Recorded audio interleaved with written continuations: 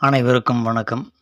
சோதிடம் அதாவது இந்த ப்ரிடிக்ட் முன்கூட்டியே சொல்கிறது, பின்னால் நடந்ததை சொல்கிறது, தற்போது நடந்து கொண்டிருக்கிறத சொல்கிறது, இதெல்லாம் சோதிடத்தில் ரொம்ப கணிச்சு சொல்கிறதா சொல்லி எல்லோரும் சொல்லிகிட்ருக்குறாங்க.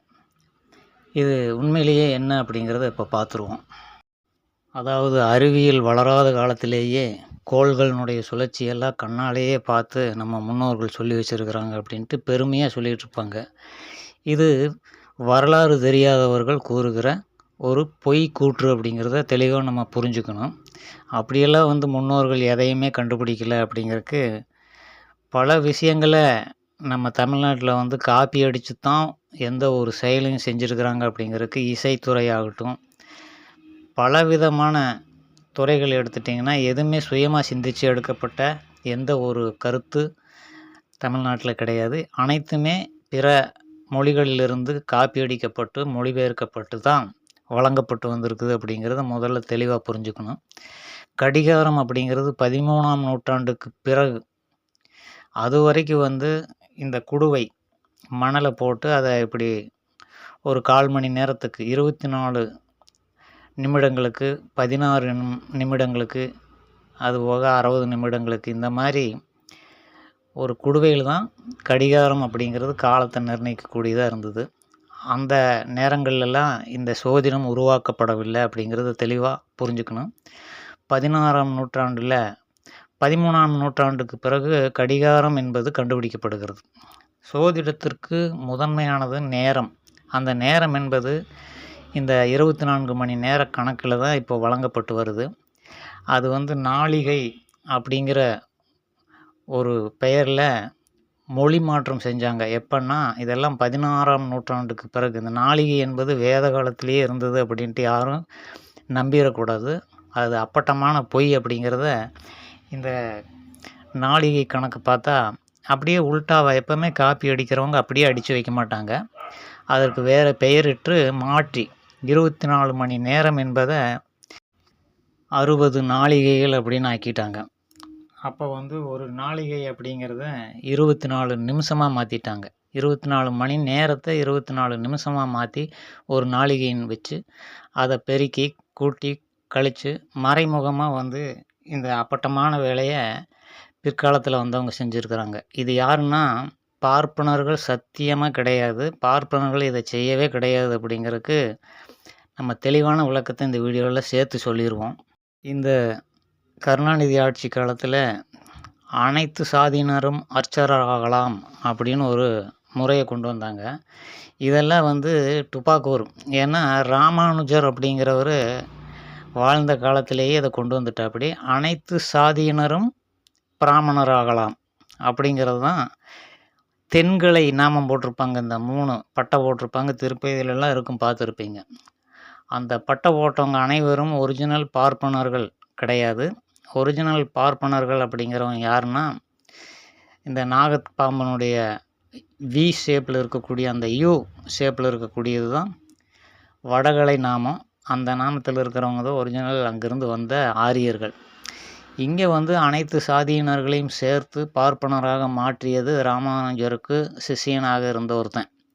அவன் பண்ண வேலை தான் அனைத்து சாதியினரும் பார்ப்பனர் ஆகிட்டான். இப்போ எல்லா சாதிக்காரனும் பார்ப்பனருக்குள்ளே வர்றான். வந்தவனுங்க சும்மாவாக இருப்பானுங்க, தன்னுடைய இழி புத்தி எது அப்படிங்கிறத காமிக்கணும் இல்லையா? அப்படி பொய்யும் புரட்டையும் பயன்படுத்தி வானவியல் சாஸ்திரம் என்பது கோள்களின் அந்த நகர்வுகளை குறிக்கக்கூடிய ஒரு சாஸ்திரமாக தான் இருந்தது.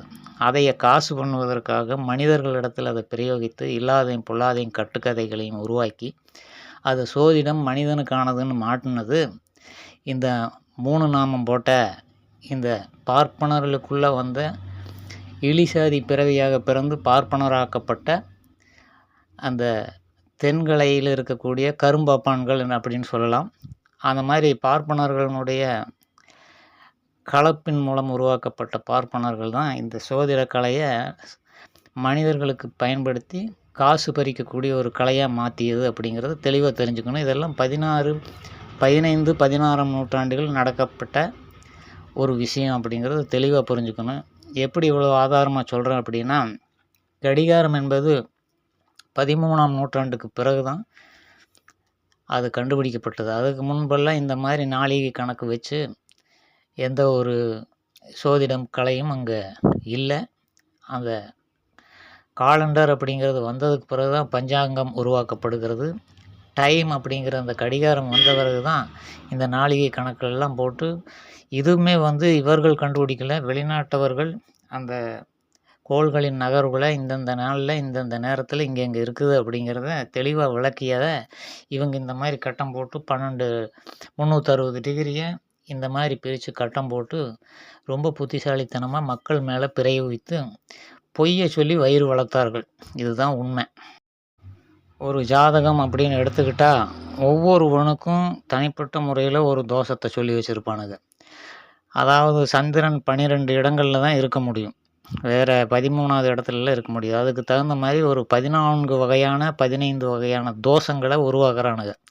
மேசத்தில் சந்திரன் இருந்தால் அதுக்கு ஒரு தோஷம், ரிஷபத்தில் சந்திரன் இருந்ததுன்னா அதுக்கு ஒரு தோஷம். இப்படி எல்லா கோள்களுக்கும் பலவிதமான தோஷங்களை உருவாக்கி அது எப்படி ஒரு மனுஷன் பிரிஞ்சான்னா ஒரு பிறந்தபோது கோள்களுடைய அமைப்பு இப்படித்தான் இருக்கும் அப்படிங்கிறது தெளிவாக ஒவ்வொரு நாளும் இருக்கிறதுனால இந்த செயற்கையெல்லாம் வந்து எந்தெந்த காலகட்டத்தில் வருமோ அதுக்கெல்லாம் ஒரு தோஷத்தை உருவாக்கி அனைத்து மக்களுக்கும் தோஷம் வருமாறு பண்ணி வச்சுருக்கிறானுங்க.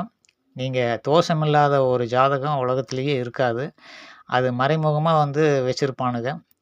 நீங்கள் அதை துல்லியமாக சொல்லக்கூடியது இந்த கணக்கை படித்து, இது ஒரு கணக்கு தான், இந்த கணக்கை படிச்சுக்கிட்டு துல்லியமாக இந்த தோஷம் இருக்குது அந்த தோஷம் இருக்குதுன்ட்டு மொத்தமாக அனைவருக்கும் திருமணத்துக்கு முன்பு தோஷத்தை புகட்டிடுவானுங்க. அதை வச்சு காசு பறிக்கிறது.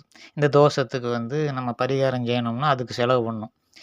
அதுக்கு ஒரு தற்பைப்புல் முதற்கொண்டு எல்லாம் வாங்கி அதுக்கு காசு கொடுத்து அந்த தோஷம் நிவர்த்தி செய்கிறதுக்கு பரிகாரங்கிற பேரில் காசு பிடுங்குவானுங்க.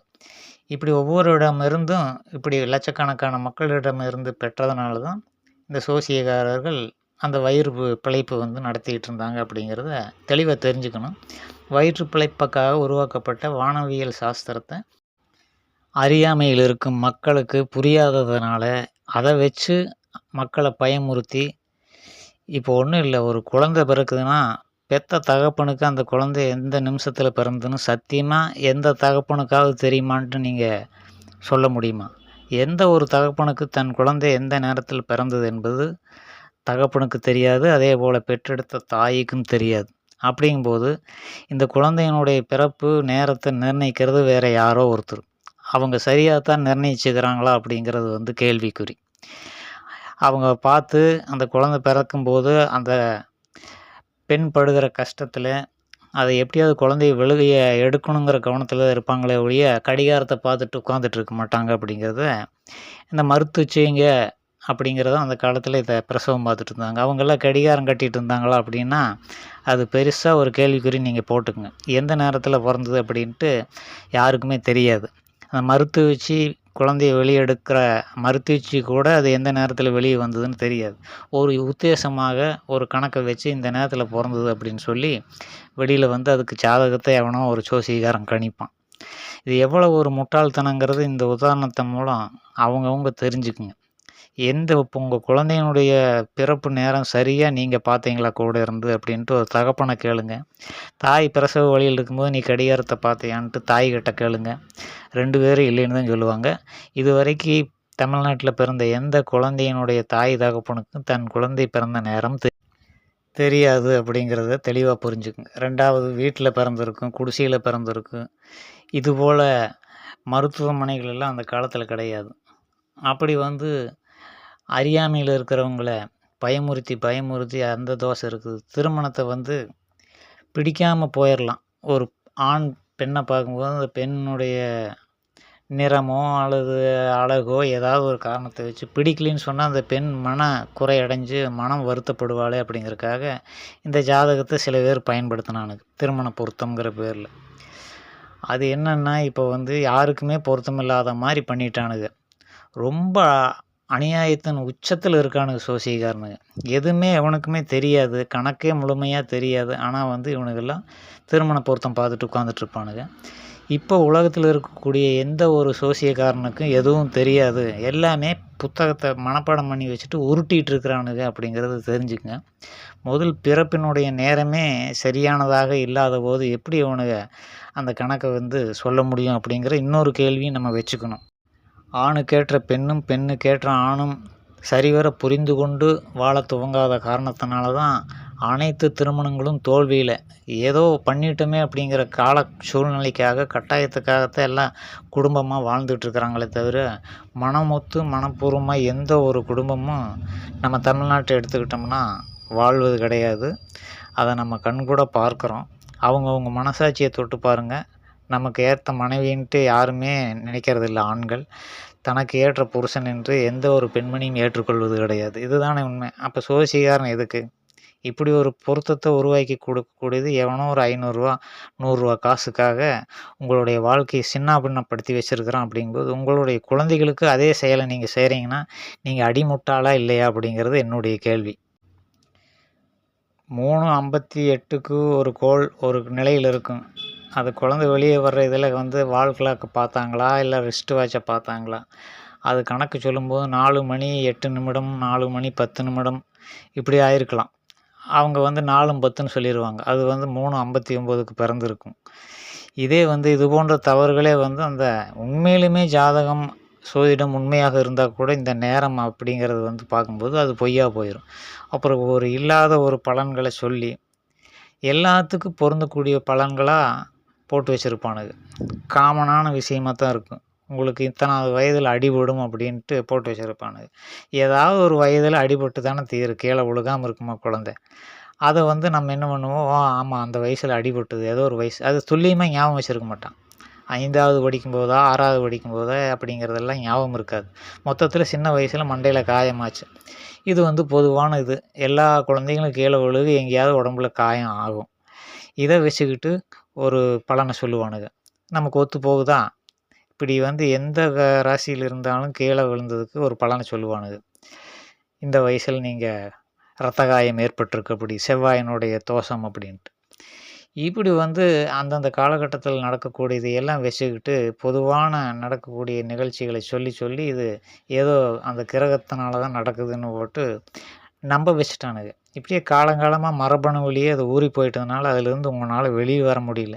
அதனால பரிதாபத்துக்குரிய பன்னாடைகளா தான் நான் மக்கள பார்க்க வேண்டியதா இருக்குது. இந்த சோதிடம் பார்ப்பவர்கள் அடிப்படை அறிவில்லாதவர்கள் அப்படிங்கிறத புரிஞ்சுக்கணும். அதாவது தன்னம்பிக்கை இல்லாதவர்கள், தன் குழந்தைக்கு திருமணம் செய்து வைத்து, ஏதாவது முண்டச்சி ஆகி போயிட்டா, அல்லது அந்த பெண்ணே இறந்து போய் நம்ம மகன் வந்து கம்மனாட்டி ஆகி போயிட்டான் அப்படின்ட்டா, நம்ம தானே பொறுப்பேத்துக்கணும் அப்படின்ட்டு பயப்படுறானுங்க பெத்தவனுங்க. பெத்த தாயும் சரி, பெத்த தகப்பனும் சரி. இதுக்கு வந்து ஒரு ரூ. 500 குடுத்து சோசியக்காரன் மேல திசை மடைமாற்றம் செஞ்சு விட்டுறது. இத அவன் தானே சொன்னான், அவன் சொல்லி தானே கல்யாணம் பண்ணோம், இப்படி ஆகும்னு எனக்கு தெரியாதுன்னு சொல்லிட்டு நழுவிர்றது. இப்படி ஒரு மானங்கெட்ட, ஒரு மதிகெட்ட மக்கள் இருக்கிறதுனால, அவனுங்களுக்கு ஈஸியா போச்சு. அதனால மொத்தத்தில இது ஒரு போலி அப்படிங்கிறது ஒண்ணும் இல்ல. புகழ்பெற்ற சோசியக்காரன்னு சொல்லுவான். அவன் புள்ளைக்கு வந்து பொண்ணுக்கோ, பையனுக்கோ மாப்பிள்ளை தேடிட்டு இருப்பான். 10 வருஷம், 20 வருஷம் தேடிட்டு இருப்பான். அது கிழவியாயிரும் பெண்ணு. அப்பங்கூட திருமணம் முடிக்க முடியாது. இவனுங்கலாம் என்ன ஜோசியக்காரன்ட்டு ஜோசியம் பார்க்க போறவங்க இதை யோசிக்கணும். அவன்கிட்ட எடுத்து கேட்கணும். ஏய்யா நீ ஜோசியக்காரன் தானே, நல்ல நேரமா பார்த்து உன் மனைவியோட சேர்ந்திருந்தா நல்ல ஒரு நேரத்தோட குழந்தை பொறந்திருக்கும்ல. இதில வேற இந்த கர்ப்பத்திலிருந்து அப்படின்னு போட்டு ஒரு கணக்கு கழிப்பானுங்க. பிறந்த நேரத்திலிருந்து 10 மாசம் ஒரு கணக்கு இருக்குது. கர்ப்பத்திலிருந்து உருவான அந்த கரு வந்து விந்தணுவானது கருமுட்டைய துளைத்து கொண்டு போகக்கூடிய நேரம் தான் பிறப்பு நேரமா சோதிட சாஸ்திரத்தில மறைமுகமா வச்சிருக்கிறானுங்க. அதை வந்து இந்த பிறந்த நேரத்திலிருந்து கழிச்சுக்குவானுங்க. ஒரு உத்தேசமா கழிச்சுக்கிட்டு, அத போட்டு வச்சுக்கிட்டு, இப்படி வந்து இதெல்லாம் எல்லாரும் கத்துக்க கூடாதுங்கிறதுக்காக பலவித சூட்சும முறைகளை எல்லாம் உள்ள வச்சு கணக்கு தானே. ராமானுஜர் போன்ற கணித மேதைகள் எல்லாம் இருந்தாங்க நம்ம நாட்ல. அது மாரி கணக்கு போட்டு அதாவது ஒரு ஆதிகால மனுஷன் உழைத்து உண்பன் ஒருத்தன், உழைக்காம உண்டவன் ஒருத்தன். அந்த 2ல வந்து இந்த ஜோதிடம் பார்ப்பவர்கள்ல உழைக்காம எப்படி வயிறு வளர்க்குறதுங்கிறத கண்டுபிடிச்சு, அறிவ பயன்படுத்தி மக்களை ஏமாத்தக்கூடிய திருட்டுக்கு சமம் இது அப்படிங்கிறத புரிஞ்சுக்கணும். அடுத்தவர்கள் பொருளை நேரடியாக திருடுவதற்கு பதிலாக இல்லாததையும், பொல்லாதையும் சொல்லி பொய் பேசி அடுத்தவர்களுடைய அந்த பொருளாதாரத்தை நம்ம சுரண்டுறது. பல பேர்த்தினுடைய 1,00,000 பேர்த்த சுரண்டனோம்னா நம்ம லட்சாதிபதி ஆயிரலாம். அல்லது கோடீஸ்வரன் ஆயிரலாம். இப்படி ஒரு கணக்க போட்டுட்டு இந்த மானங்கெட்ட பிழைப்ப வந்து பிழைச்சிட்ருக்கிறாங்க. இவங்க வந்து உண்மையிலுமே அவங்களுக்கு தெரியாது. அவங்கள கூப்பிட்டு உட்கார வச்சு கேட்டா, அது சோதிடம்ங்கிறது உண்மைன்னு போட்டு அப்பாவியா பேசிகிட்டு இருப்பாங்க.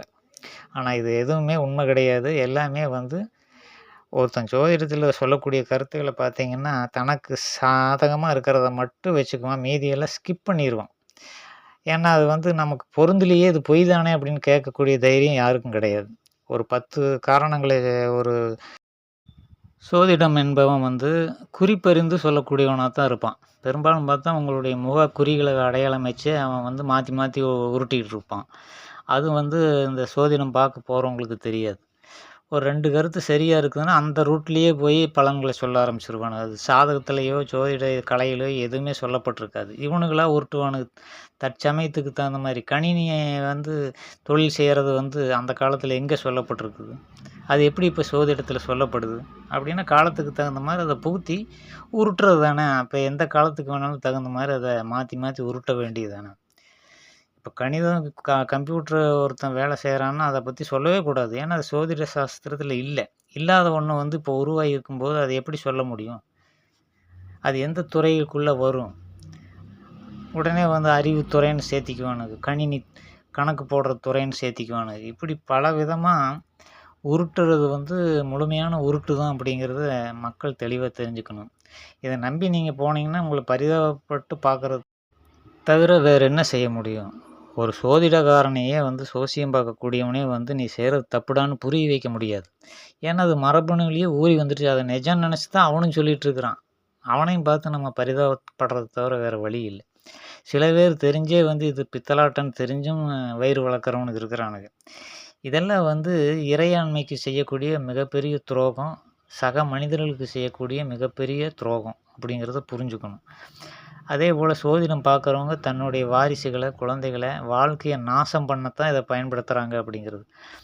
ஆண்மை இல்லாதவங்க தான் சோதிடம் பார்த்து, அந்த தைரியம் இல்லாதவங்க தான் இந்த சோதிடத்த பார்த்து வேற ஒருத்தன் மேல பழிய போட்டு, நாளைக்கு குழந்தைக்கு ஏதாவது கேடு வந்துருச்சுன்னா என்ன பண்றது? நம்ம பொறுப்பேற்க முடியாது இல்லையா?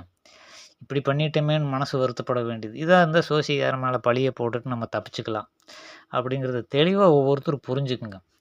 இதெல்லாம் காலத்தால மாற்ற முடியாது. ஏன்னா, காலம் முழுக்க இப்படித்தான் ஆணும், பெண்ணும் சேரக்கூடாதவர்கள் சேர்ந்து வாழ்ந்து நாசமாவது இந்த சோதிடத்தினால தான். இதுவரைக்கும் சொன்னது தெளிவா நான் விளக்கிட்டேன். எந்த ஒரு தகப்பனுக்கோ, தாய்க்கோ தன் குழந்தை பிறந்த நேரம் தெரியாதுங்கும்போது, அது எப்படி வந்து சரியான ஒரு ஜாதகத்தின் மூலம் உங்கள் குழந்தையினுடைய உண்மையான பலன்கள கூற முடியும்ன்ட்டு நீங்க புரிஞ்சுக்குங்க. இதுக்கு மேல ஒண்ணும் சொல்ல முடியாது. தேவையே இல்ல. 2வது உங்கள எல்லாம் வந்து திருத்தவே முடியாது. ஏன்னா ரத்தத்த வந்து பூரா உடம்புலேருந்து இந்த என்னது டயாலிசிஸ்ங்கிற முறையில வெளியில எப்படி போகுது, அந்த மாரி ஃபுல்லா எடுத்து போட்டு வேற ஒரு ரத்தத்த செலுத்தி, அறிவுள்ள ரத்தத்த செலுத்தினா கூட உங்களுக்கு அத புரிஞ்சக்கூடிய தன்மை வராது அப்படிங்கிறத உண்மை. மரபணுவிலேயே ஊறி அத நிஜம்னு நம்புற ஒரு சூழ்நிலை இருக்கிறதுனால, இத புரிஞ்சுக்குங்க. அதிலிருந்து உங்கனால மீள முடியாதுங்கிறது எனக்கு தெரியும். ஆனா நீங்க புரிஞ்சுக்கலாம்ங்கிறதுக்காக தான் இந்த வீடியோவ நம்ம வழங்கியிருக்கிறோம். குழந்தையுடைய பிறந்த நேரம் அம்மா, அப்பாவுக்கு தெரியாது. அந்த குழந்தையினுடைய திருமண வாழ்க்கைய நம்ம முடிவு செய்ய முடியாது. வேறொருத்தன் தான் முடிவு செய்ய முடியும். இது என்னங்கடா இது? அப்படின்னு எவனாவது உட்கார்ந்து யோசிச்சிருக்கிறீங்களா? இப்படி வந்து ஒரு 5 அறிவு படைத்த விலங்குகள விட கேவலமா இருக்கிறீங்களே அப்படிங்கிறத சொல்லிட்டு, ஆக மொத்தம் சோதிடம் என்பது ஒரு டுபாக்கூர் துறை அப்படிங்கிறத தெளிவா நான் சொல்லிட்டு அடுத்த வீடியோல சந்திக்கிறேன். நன்றி.